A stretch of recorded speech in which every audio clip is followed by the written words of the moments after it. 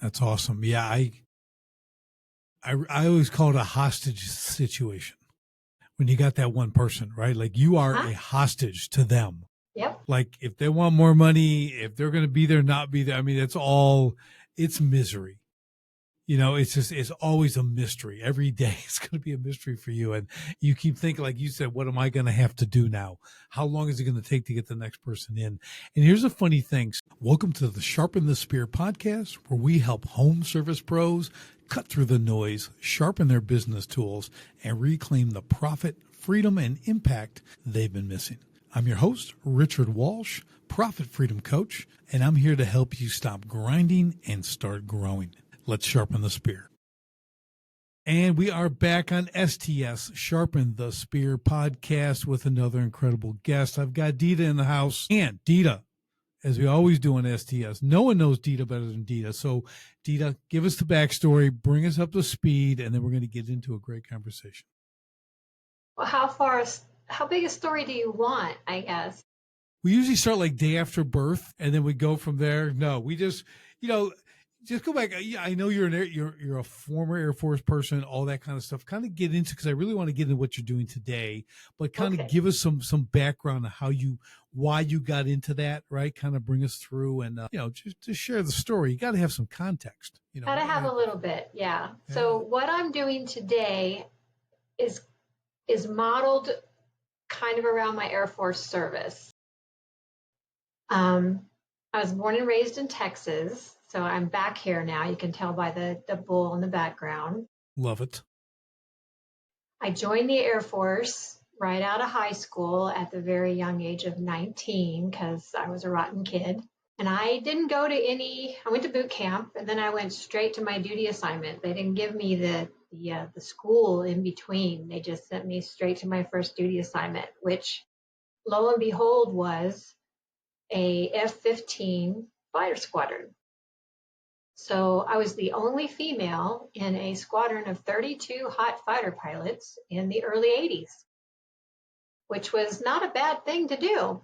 So I had a lot of fun, went to a lot of places, learned a lot of stuff, discipline and standard procedures and all of that good stuff, how to run a big operations desk and how to make things happen. The most important, I think, was how to get these guys at the time, we didn't have any female flyers in the early 80s, out the door to go accomplish their mission. So I did that for 6 years, got out of the service, married an F-15 pilot. How does that happen? And then I followed him around for 20-something years. We had a couple of kids. And so that's how, life went from active duty to military spouse to mom to entrepreneur.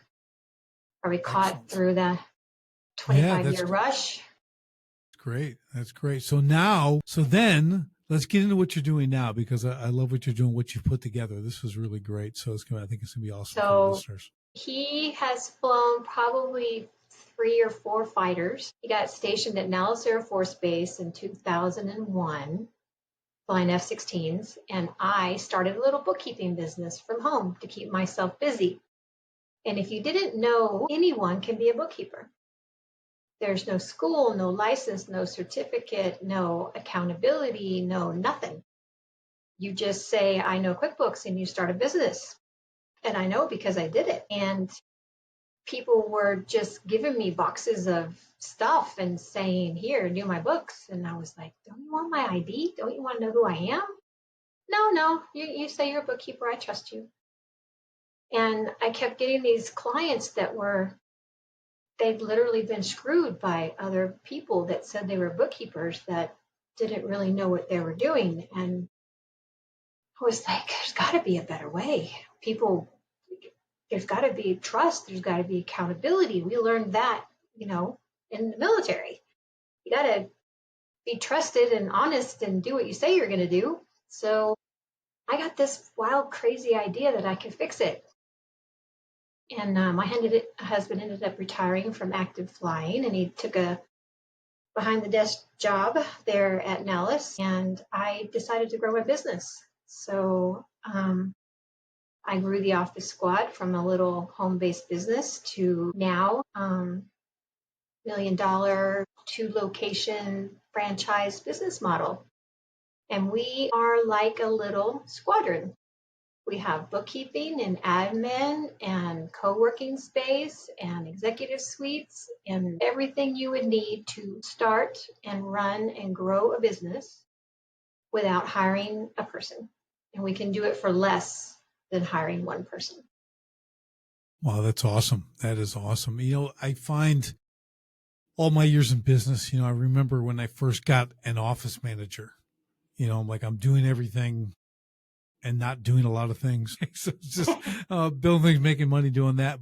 And what a relief that was having someone in-house doing all that, so that was, in the 90s, early 2000s, stuff like early 2000s, really when I put on office manager, or actually late 90s. But it was that relief. Okay. It still was costly to get someone good. It was expensive, just for that. Even I remember the headhunter. I got a headhunter to find the right person. Okay. So I'm like, and that was like $8,000 to find me someone. Okay. Now we didn't have Indeed and ZipRecruiter and all these other things, right? We didn't have services like yours by any means, virtual assistants, no such thing, no internet, all that kind of stuff pretty much. Right. But I remember so they got 3 interviews and I brought them in. And so I'll tie this in with the military thing. I got 3 different people. The last one, well, she was a Marine. Her husband's a sniper, everything else. Well, I got to hire you. Okay. And she was great. Okay. She was really qualified, but I'm like, well, that worked out well. So now we had we had that good team, and it was fruitful. It was a good thing, but it was really difficult, finding the right person, really getting them to do this stuff and then doing all the tasks, being trained, learning it, because they don't know everything. They don't know your system or anything else. So there's kind of a lot of little hurdles you got to jump over to make it work. And that's what I want to talk to you about, because you're doing like the full package, right? So let's kind of get into that. What does that look like? Because part of my problem in my first 20 years of business was I didn't know anything. Like I didn't run things. I mean, you said anyone could be a bookkeeper. I couldn't. No. Case or not, like that was not gonna be my thing. Okay. Like, so I'm a man who knows his limits. Right. So I let's dive into that a little bit about how you kind of put all this together. And then as a service, what it's actually doing for people, what is taking off the owner's plate. That's kind of what I want to talk about. Right. So when we started, it was, 90% of what we did was bookkeeping, and most people think that's our main focus is bookkeeping. It's probably about 70% of what we do is bookkeeping. And I don't know if you visited my LinkedIn or my Facebook, but my slogan is bookkeeping is not accounting, it's operations. Yes. So, and it's gotten steadily worse with QuickBooks and QuickBooks Online and these things where you can, hook up to the bank and it automatically downloads. People think that the software is going to do it for you. So they think bookkeeping is data entry. And then you just take your stuff to the accountant at the end of the year. That's not what it is. Bookkeeping is when you write a check or when you do an invoice or when you talk to a vendor, all of that operation of your day, that's your bookkeeping. You're doing it every day. When you're doing your business, you're doing your bookkeeping. To reconcile it at the end of the month, then that's a little bit of accounting. That's the accounting part. So what I did was I took this thing that, I was doing every day, this bookkeeping for clients, and they needed someone to answer the phone because the vendors were calling about things that had to do with bookkeeping, or the customers were calling about things that had to do with the bookkeeping. And so I started answering the phone, and so I'd hire someone to handle phones. And so now in the office, if someone calls about a client's bookkeeping, then we answer the phones and we can answer the problem that the person is calling about. We transfer it to the bookkeeper, and the bookkeeper takes care of it. And then that business owner never gets bothered about that phone call. If we call the business owner, they know that they have to answer the phone. It's for them. It's not something that we can't take care of. And when you said you hired a person, that person is one person, and you put your all into that one person. And if that one person has to go on vacation or get sick or gets mad at you or they quit, you must start all over again. So with us, everyone is cross-trained. So you never have to train or hire again. I do the training and the hiring. And I have one client that's been with me for 15 years. He's never had to hire or train again. He gets a little flustered when he has to go from one to another, and there might be, a little slow training in between, but it's a whole lot less more pain than having to do it all over again. Yeah. So they answer the phone person talks to the bookkeeper, and then anything that has to do with admin, taxes, paperwork, forms, renewal agreements, workman's comp, audits, all of those little things that happen in the middle, the admin does that part. So the whole squad works together to take care of everything that happens in your day. That's awesome. Yeah. I always call it a hostage situation when you got that one person, right? Like you are a hostage to them. Yep. Like if they want more money, if they're going to be there, not be there. I mean, it's misery. It's always a mystery. Every day it's going to be a mystery for you. And you keep thinking, like you said, what am I going to have to do now? How long is it going to take to get the next person in?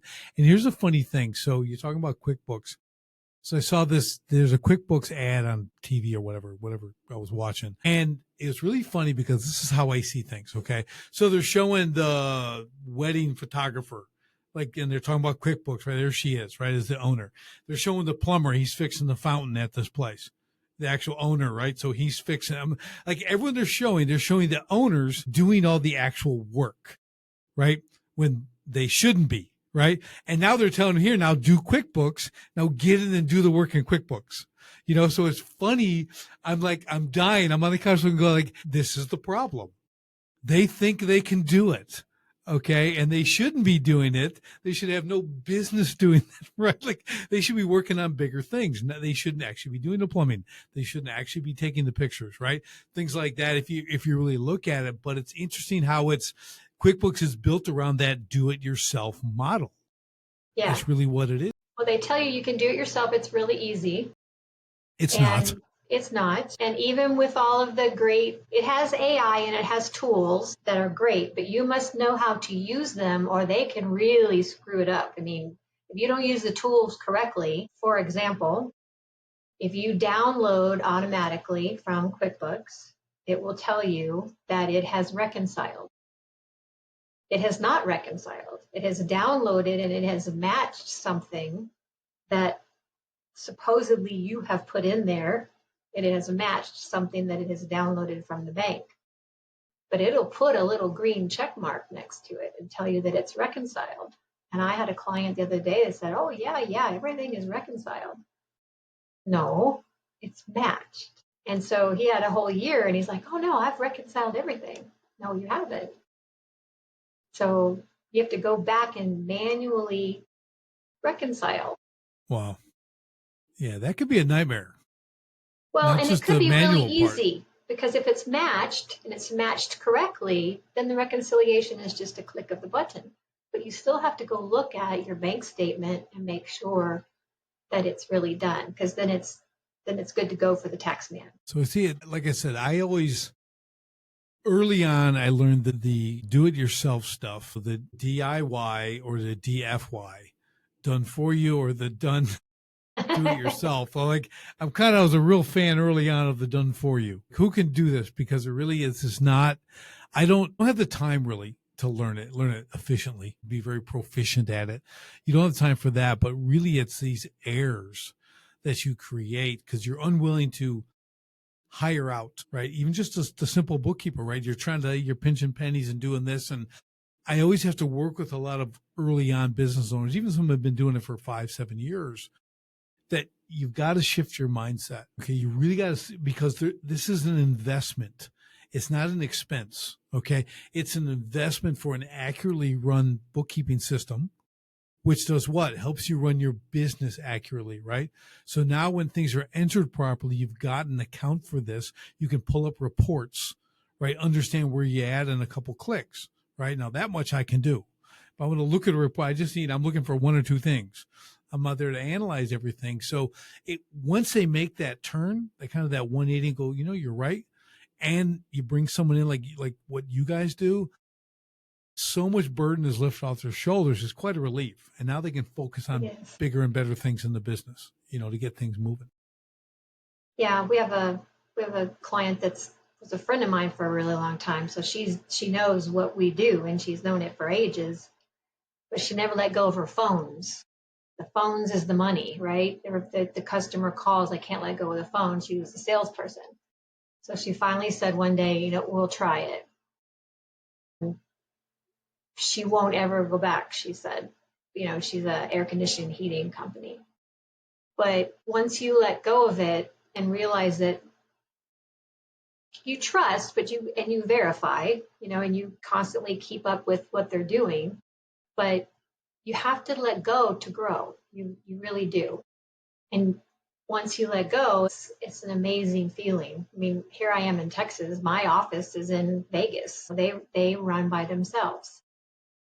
It's scary, but if you find someone that you trust, then has been around a long time, it's an amazing feeling that you can grow your company.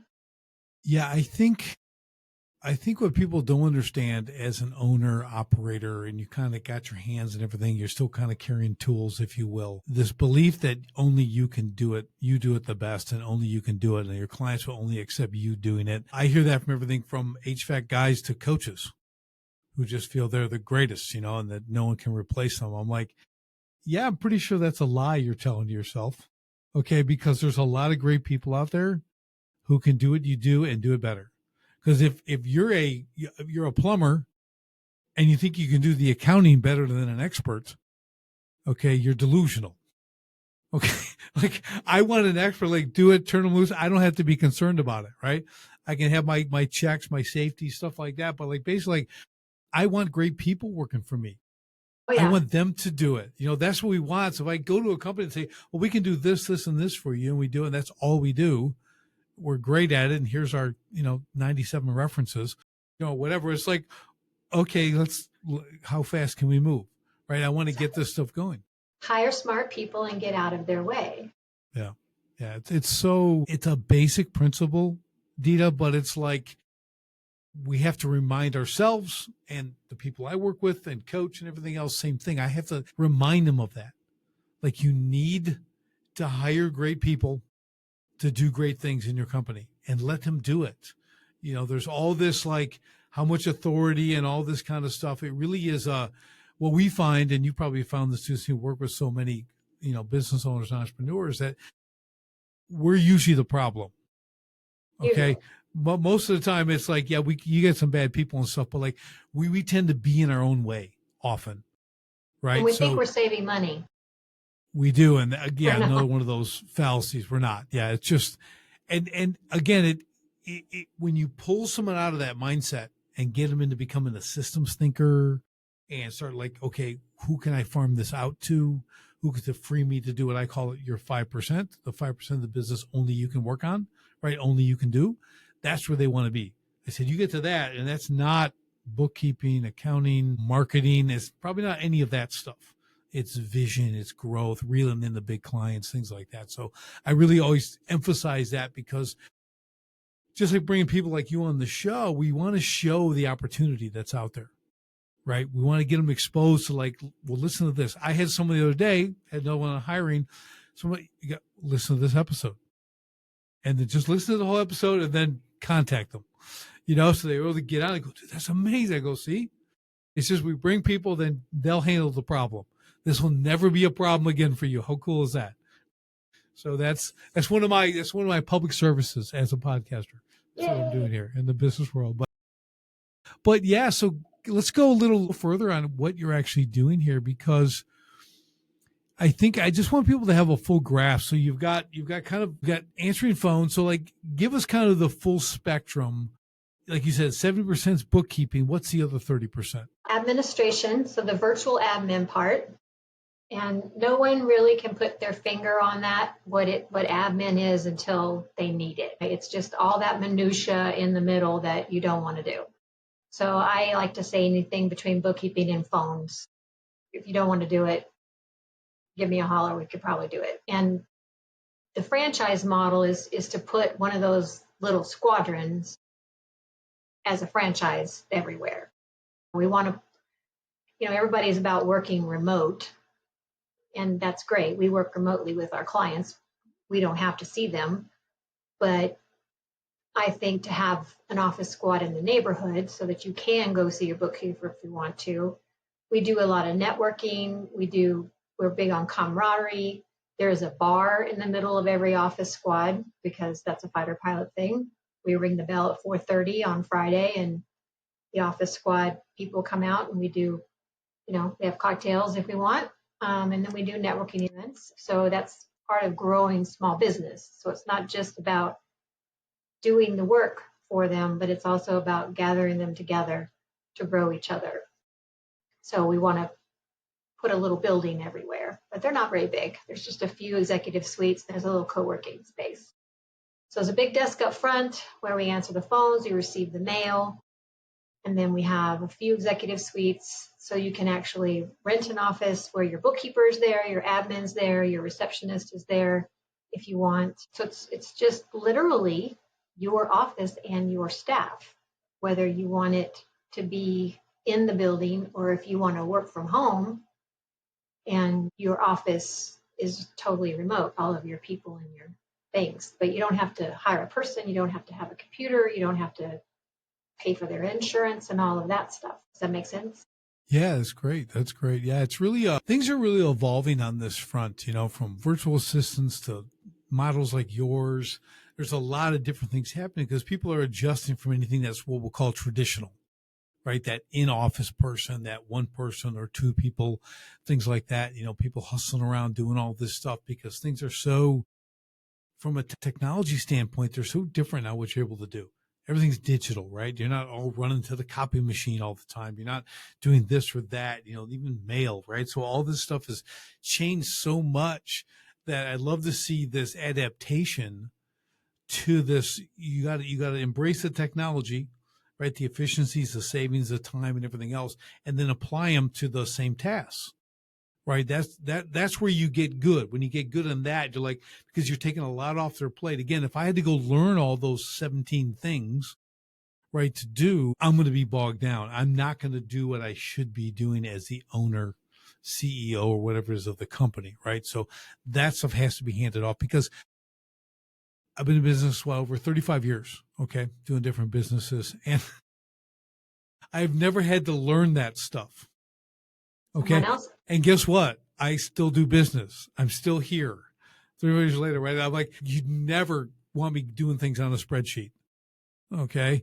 Because I knew my limits. If someone else could always do that, it was never going to be like, well, there's only 5 people who can actually do this. No, there's like 5 million. Okay. So like, let's let them do it.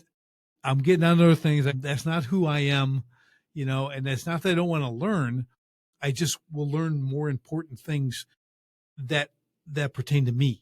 Yeah. Right. Individually. So I really love the options we have today for these kind of things. So the squad has been around for 20 years. So we've grown and evolved. We started with QuickBooks Desktop, and I had my first hosted cloud in 2016, before QuickBooks Online was on the web. So I was hosting QuickBooks Desktop in the cloud before it was a thing. I've been doing this thing before it was a thing, and now I'm so excited that people are starting to figure it out. Yeah. Well, but that's it. So you had to, so again, if I had to evolve from 1990 when I started in those areas, like I'd end up having an admin company or something. I don't know, because like the time it would take me to spend on that would only take me away from selling my service, right? Selling my products, everything else, doing those things that I need to do, directing the company and stuff like that. So again, going back to it, it's like, I love that you have time in the game. Okay. And there's no replacement for that, right? Just like me, I've got enough time in the game where again, I know very specifically what I can do and not do. I know who to go to, how to do it. You've taken the time and the experience to create this and evolve it because things change so fast now. Yeah. If you're starting from way behind the curve, again, as an owner, you're just never going to catch up. You're never going to be truly efficient with this stuff, or accurate for that matter. I still think I'm behind, but the AI is working fast, man. Yep. I'm accustomed to it now. Yes, I've embraced it, but they're all tools. You know what I Yes. mean? They're tools, and they, if you can leverage them. I was showing someone yesterday the same thing. I'm like, you can leverage this. Look, let me show you what you can do, just on the simplest levels, right? I can use part of it. I'm not there to have it do everything, but I'm not going to shun it. Okay. I'm on the good side. I'm using it for good, not evil. Well, it makes You know, us faster. Even the QuickBooks makes the bookkeepers faster, and we can do our task faster. And we don't bill hourly, so we're membership based. So awesome. it's one price for our clients for the month, and the faster that we can do our tasks, the more tasks we can get done for them in the price that they're paying. So it's all the better. Yeah, that's great. That's a great model. And for a second, I'll talk about subscription models. They're the thing now. Okay. Every Yeah. business has or should have some form of a subscription model, a monthly this, whether it's product, service, knowledge, whatever that is. Car washes are a great example. They're now going almost completely subscription. $25 a month. You can come get your car washed every day. Okay, that's less than $1 a day. I'll take it. All my cars have it. Yeah. Okay, I wash my car every day. Okay, I know I'm a little nutty, but that's how and you can have the higher end package. They got multiple packages, right? You can choose, but that's what they want. Doesn't matter if it rained today. If it's going to rain today, no one's going to come to the car wash. You know what? Go to the car wash when it's supposed to rain. People are still lined up getting their cars washed because they can go multiple times a day. It's $1 a day, right? So you start to go like, okay. And that's why you see them popping up all over the place now, because they've kind of really perfected the subscription model, right? And so like a lot of people are learning like, okay, I can count on whatever if it's 25 a month. I mean, there's a day 1,000 cars go through that car wash. That's 1,000 people at $25 a month. Okay. That's nice. I like to count on that every month. And they got multiple cars. So they have 2 cars and no one has 1 car anymore. If you got a family, you got 2 cars plus, right? So I want people to think this way, just like with your subscription aspect. In your business, you can do the same thing, right? Find that way to create recurring revenue.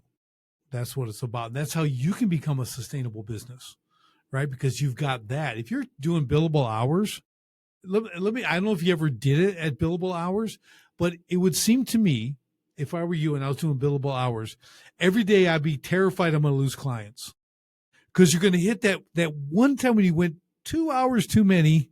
It hit that one number where they just go, I can't do this anymore. Well, the way it works in the accounting industry and the legal industry is, and the reason that I went this way is, your bookkeeper or your accountant is going to bill you a retainer. This is how we started, right? I started a billion years ago, $25 an hour, $15 an hour at the beginning, $50 a month, $500 a month for this many hours. And then they give you all of these tasks and you go over that time. So you bill them the retainer and then you bill them the overage. And the overage is a surprise that they did not expect, but you expect them to pay it. Legal does it, accounting offices do it, and you're expected to pay it. And I don't get paid until after I work. Yes. Right? There you go. Right there. That's the biggie. That's the thing. You don't get paid till after you work, and here's your bill, and then I have to chase you for my money. So I called it the snowball effect. And several years ago, I went, that's not going to work for me. So I bill in advance, and it's for the task that we are going to do. And we detail the task by how many bank accounts, how many transactions, exactly what you want us to do every month. And we do exactly those tasks. And there's no surprises for anybody. Everybody pays the same amount. And if you want us to do something else, we are happy to do it. If it doesn't take longer than 15 minutes, the bookkeeper gets to decide if she or he wants to do it, and we call it above and beyond, and we don't charge for it because you're a member of the flight and we love you and we're going to do it for you for no charge. If it's something bigger and it takes a long time, then we will bid it as a project and we're happy to do it for you for this amount of money. And our clients love it. Okay, great. I'll pay for you to do it. That's how bad I want it. If it's just something that they really didn't need and it's going to cost them extra money and they just go, never mind, I'll do it myself. Right. You know, Right. It's a whole different ball game, and it's worked fabulous. And the franchise model is hopefully going to be a good one. Yeah, that's great. Yeah, I think that the upfront thing is important, okay, because depending on most businesses, like I do a lot in the trades, right? Service, construction, all that stuff. We're always kind of getting paid for the work we did. So you're always behind. So there's a common trend. It's the next job pays for the previous job. Okay. I see it all the time. It's like they're never, which is fine until you have one bad month. And then you're done. Yeah. It's over. Everything is over. It's like you're paying, doing the Peter, taking from Peter to pay Paul kind of thing. The money just comes in one hand, goes out the other, paying for the other one, because how guys bid it, like even on like draw schedules, right? So you work every 30 days. I'm like, well, you just have to change your numbers. You're not charging enough in the beginning, so that everything you're getting paid for, you don't have to say this, but you're literally getting paid for the work you're going to do, not the work you did. The bank thinks they want to pay you for what you did. Okay, so if it's a bank draw, right, because you get a loan, $300,000 on a home, $1 million, whatever it is, I said, you got to just change what you require for those draws so there's less at the end. They don't get to, you don't have to tell them, but to your point, like I'm getting paid, why do I have to what did one guy said the greatest thing? He goes, I'm not using my wife's money to build your house. That's just like, I know you're paying, I'm getting this stuff up front. I'm not borrowing, I'm taking it out of my own pocket to build your house. That's how it needs to be. So same principle in your business, all these businesses, same thing, right? You What's paid wrong your with half up subscription front to get me started, to buy supplies? Right. What's wrong with Yeah. that? Yeah, and that's a norm, right? Some get 33, some get 50. I always did 50%, then progress payments. I'm like, I get to the end, there's going to be maybe 8 to 10% left that you owe me. And here's what I actually had to do. That 8 to 10% was a bonus. All my profit was made in the 90%, right? Because people are people and money makes people funny. Okay. So they get to that. So if I don't get it for whatever reason, or it takes extra long to get it for whatever dispute or something that might have gone wrong in their eyes, okay, I'm okay. I'm covered. I got my profit. When I do get it, I just made an 8 to 10% bonus on the whole job. I had to learn that over time. There's a lot of little hacks and tricks you can learn when dealing with people over time, right? You probably know that better than most people, but hence the subscription, right, model. You start to learn and I love what you said before, Dida, because, and every contractor who listens to this, anyone chasing money is the worst. Okay. And here's what's the worst about it. It's not that it's uncomfortable. You got to go get it. You're going to forget, because you're the owner, you're running, you're out doing all this stuff. You're going to forget you have to go get that money or then pay. Next thing you know, 3 months has gone by. You haven't collected. Now try to get that money. They've spent it. I'm air quoting spent it, right? Because you never came looking for it. Now, when you do finally catch up to them, it's 3 months later and you're trying to get $8,000 from them or something. They're like, I didn't know I thought this was already taken care of. I thought, they do the whole tap dance, right? So having someone who's on point with this, who's doing receivables and the payables, right? Obviously, you got to do both. We want our vendors to be paid quickly too. We may have 30-day term. That's great. But without the right bookkeeper, these things aren't getting paid. Now you look like a mope. Okay. You look like someone who's not paying his bills, and you don't have the time. So this is going to go full circle to why we hire someone like you and your company, because it's an investment. It's efficient. You're paying your creditors. You're getting paid from the people you're doing work for, right? Now that increases your cash flow, because most businesses are short on cash flow, right? They've got the work, right? And it's huge. And if you guys have this organized, right, now you can actually see where you're at in the cash flow standpoint, right? We know those really cool dashboards that the software has. All the Yes. software has them. You can wake up in the morning and you can look at the dashboard on your iPad or your phone even. But if you're not doing your bookkeeping on a daily, weekly basis, the dashboard ain't worth squat because the numbers aren't in there. And to your point, people are going to say, you got to be kidding. I would definitely know if I wasn't collecting money. I had a client that came to me from an insurance person. His insurance person sent him to me because he had all this AR. He knew he had AR that wasn't collected, but he didn't realize how much. And he came to us to write collection letters. He had another bookkeeper. He actually had two bookkeepers, one offsite, one onsite. And nobody was collecting AR. That's nice to have so much money that you don't know that you don't have your AR. We ended up collecting $250,000. It went back 3 years. So now we are his only bookkeeper. Yeah, it's awesome. I had a guy too. He was dealing with one big, large contracting construction company, right? Roads, huge stuff, right? And he had a special operator. So, but they owed him $1 million. He had $1 million outstanding with them, $1 million. But here's the thing. It wasn't like he wasn't trying to get it. This company literally would have meetings every week how to delay paying their subs. Yeah. I mean, these guys are doing $150 million no bid contracts. This is like some small operation somewhere. These guys were big. Yeah, the bigger they are, the worse they are. That's right. And he finally went, look, I'm not going to work for you anymore. I got to get paid. I'm working for others too, but like you owe me $1 million in receivables. Like that's my limit. This was a bunch of little ones. This was just he's a plumber. This was just a bunch of little ones over a big amount of time that had just never gotten collected. It's so common, because you do it. It's just, and there's a lot of reasons. So we could spend a whole show talking about the different reasons, and people's relationship with money, right? A lot of it has to do with that too. But again, the majority is like, I'm hustling, I'm working, I'm doing the work, I'm running crews, I'm doing whatever I'm doing.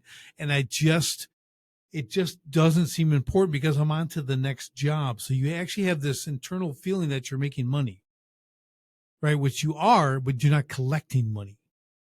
Like you're earning it, but you're not getting it. As long as there's money in the bank account. That's right. That's right. That's your bookkeeping. You just check the balance. I just checked the balance. Oh, good. Oh, payroll's Thursday. Okay, I'll be good. We're making lots of money now. So, and that's one of those big struggles is just making that recurring payroll all the time. So that's another thing why when your books are done properly, and this is just my observation over time, that you need that security of knowing what's there, when it's there, where it's all going, because you have recurring payroll every week, every 2 weeks, whatever that looks like. It just keeps coming. Okay. It's what takes out most businesses is their inability to match their payroll. And if you're not looking at it, you're also not thinking about who you're hiring. You think you just hired an extra set of hands, but really, because you probably didn't do that real well either, hire the right person, you just hired a liability. And now they're a drain on the payroll, but they're not really, are they producing, as they say, 3.5 times more than they're being paid?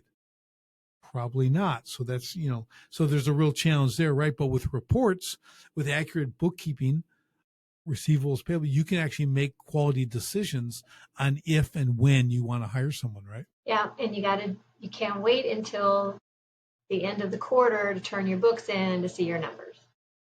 After the fact bookkeeping. Yeah, talk about that for a second, because this is I'm telling you, you need to be able to, I have a question I always ask business owners. I go, in 5 minutes, can you pull up your daily reports on where's your cash flow, where's this, what's coming, what's projected? And they can't, and it's not, again, they don't have to do the work, but that's all they need access to, and they can't do that. So, if they can't do that, how is it actually getting entered, tracked, and monitored? Yeah. Well, when you said you hired an office manager, that's one of the things that we giggle about. My CMO, my salesperson, she will go and look for ads for office managers because the office manager is most likely going to end up being the bookkeeper because they hire one person and they make them do everything. Who knows if the office manager can really be the bookkeeper? And if they are managing the office, they don't have time to be the bookkeeper. So actually, I write a Sunday brief every Sunday. And this Sunday, I'm writing it on the 3 red flags if your bookkeeping is getting done or not. The first one is when you ask for those reports, are you getting them? And if the excuse is, I haven't had time, or no, I don't have them, or, that it's not getting done. So if your bookkeeper doesn't have time to do the stuff that they should do, they're overwhelmed. And they're not going to tell you that they're overwhelmed. They're just going to not do it. Or undertrained. Undertrained. They don't know what they're doing. Yeah, right. That's true. But usually it's overwhelmed, because if you have one person that's trying to do all of those things, they can't. Yeah.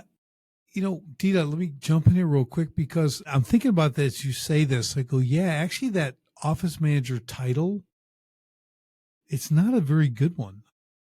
It's not very definitive. No, it's managing it's managing the office. Well, what specifically does that mean? That is really subjective. Okay, I'm going to go get an office manager job. Well, what does that mean? What are you going to do for them? Get lunch? Make coffee? I mean, I don't know. What does that actually mean? You're going to do what? I mean, I didn't know. I just knew. I need to have one. Do you know what my office manager does? Tell me. My office manager oversees all of the departments and makes sure that they are doing all of their jobs. That so sounds the bookkeepers are doing the bookkeeping, and the admin's doing the admin, and the receptionist is doing the reception, and the office manager is making sure that the office is running smoothly. So what you're saying to me, Dida, is I hired an office manager with no one to manage. Well, it was a long time ago, so I'm over it. But that hurt. Okay, so yeah, that's what everybody's doing. They want them to manage all of the things going on in an office, and if you're really tiny, then you can get away with that. But if you're not, that one person is going to become overwhelmed. Yeah, really good points. You have to. Well, I'll use this. Beware of titles. Yeah. Okay, you have to beware of titles, because oftentimes they can carry or not carry. They can carry a lot of weight, or they can carry nothing. They're just a title, so you got to be careful. What do they actually do? We talk about that a lot. What are their actual functions on a day-to-day, week-to-week, month-to-month, quarter-to-quarter, year-to-year basis, right? We need to know this stuff. This needs to be laid out. Here's what you're going to do so you can be held accountable. We can have real expectations and consequences. We can build all that stuff into this package, right? So, really good. This is what this has shown me. Okay. Not that I didn't know. I definitely didn't know way back in the day. But there's a level of organization that every business needs. Okay. And there's these, I'm going to call them, I just thought of this, mini experts. Okay. So what you have is this team of mini experts, right? You're like one team, but you have all these little experts inside there they're all the wheels of the machine. Right? They make it go. If one doesn't work, then it kind of, they all work together, but they're all like mini experts. It's really cool. And that's what you need. We have departments of experts. That too. I didn't think that big. I just thought mini, but it's really great. I think the business owners these days they piece it together with virtual assistants and with AI. So we got some AI that's answering the phone. You have a Grasshopper or something that's answering your phone. And you have a virtual assistant over here that's doing your bookkeeping, and you have a virtual assistant over here that's doing your admin, but none of them are talking to each other. And for me, an office, a company has to run well together like a well-oiled machine. It has to talk to each other. It has to run smoothly. And in order to do that, it has to work as one. And that's where the military kind of hits for me, like your chain of command, and everybody works together to accomplish this one mission. And if you're a coach, you teach vision and mission.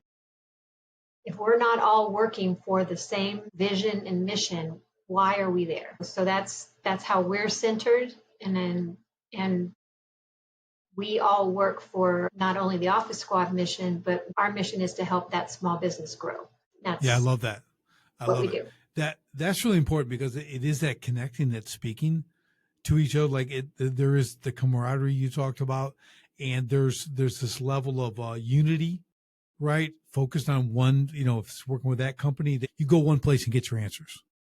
Well, let me get the VA on the phone. Let me get this. Let me get this. Let me send an email to so and so who's remote in wherever, some country. So so I totally get it, right? When you bring it all in and you're able to make it cohesive, and it's a kind of a one call kind of thing, that's really powerful. So, and I'm glad we brought that up as a great way to kind of wrap this up, because I want people to understand, like, there's benefits to different things, but like Dida just said, when you start to compartmentalize everything in different places, they don't know who's who. They don't know. All they know is they do this part and they do it. It's like a little task. It's like they're like I don't know, almost like a tool. The tool sits in the toolbox. You need it, and you go get the hammer and you use the hammer and you put it back. And it has nothing to do with the wrench. Okay, so we want to think about, like, when the team's together, you can go one place. They're achieving the ultimate vision for your company because they're all understand it. They're all part of it, and they're all moving in the same direction, and they can communicate amongst each other because they're all connected. Is that summing it up right? Perfect. Good. All working to the same goal. Yeah, we'll transcribe that and I'll send it to you. That could be a whole new marketing thing. Richard says, but that's great. So let's do this to wrap up. So how do people get in touch with you? How do they follow touch, kind of get information, look into your services? Because I think it's a very valuable thing you're offering here. And for those people in that sweet spot for this, man, this could be a real game changer for the business. Thank you. Our website is pretty easy. It's theofficesquad.com. Just Google us. We'll be there. And it's 702-64. Awesome. We'll have all that in the show notes. That is fantastic. Dida, this has been great. Thank you for bringing all the insight. So fun. Again, I like people get really, with new technology, they get like all in on one thing, and things tend to fade and they forget. No one is kind of looking at a full package or getting enamored by one little thing, thinking it can do everything, and just showing that the need for what you've put together is really great. Okay. So people need options. For one person, this single thing might be where they're at right now in their business, but for others, they need that team that's working. Again, all those people working for the price of one, basically, right? Like you said. You can pick and choose one thing or the other, or you can have the entire squad. But start little if you need to. Just pick bookkeeping, just one thing. Just get it reconciled at the end of the month, and we'll make sure you're doing it right. Yeah, and guys, that's the know, like, and trust factor. Take a little bit of the business. You don't have to be all like, okay, oh, you did a great job of the books. What else you do? Okay, we'll do that. Okay, then you move into that. We all need to grow into stuff. That's right. Right. So it's really good to even have that option. That's awesome. So again, Dida, thank you for your time today. This has been just fantastic. I appreciate it. And for everyone else, we will see you on the next STS podcast. Thanks for tuning in to Sharpen the Spear podcast. If today's episode helped you think sharper, act smarter, or see new profit potential, do me a favor. Share it with a fellow home service owner and leave a quick review. Ready to find the profit hiding in your business? Head to sharpenthespearcoaching.com and book your free profit discovery call today. And until next time, keep sharpening.